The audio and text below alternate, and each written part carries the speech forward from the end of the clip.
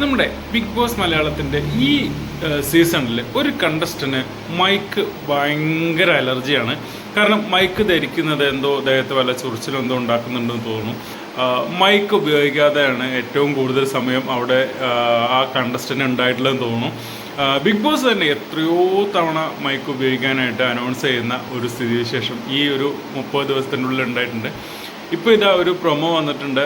പുതിയ ക്യാപ്റ്റൻ ജിൻഡോ ഈ കണ്ടസ്റ്റൻറ്റിനോട്, അത് ആരാന്നുള്ളത് നിങ്ങൾക്ക് മനസ്സിലായിട്ടുണ്ടാവും, ജാസ്മിനാണ്. ജാസ്മിനോട് മൈക്ക് ഉപയോഗിക്കാൻ വേണ്ടി പറയുന്നുണ്ട്.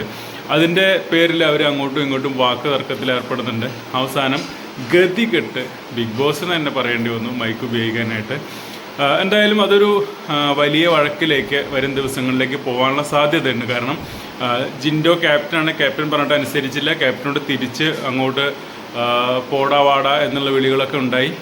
അതിനുശേഷം ബിഗ് ബോസ് തന്നെ നേരിട്ട് അനൗൺസ് ചെയ്തതിന് ശേഷമാണ് ജാസ്മിൻ അതനുസരിക്കാൻ തയ്യാറാവുന്നത്. എന്തായാലും ഈ ആഴ്ച നിറഞ്ഞു നിൽക്കുന്ന ഒരു അടിയുടെ തുടക്കമാണ് ഇത് എന്ന് നമുക്ക് കരുതാൻ വേണമെങ്കിൽ.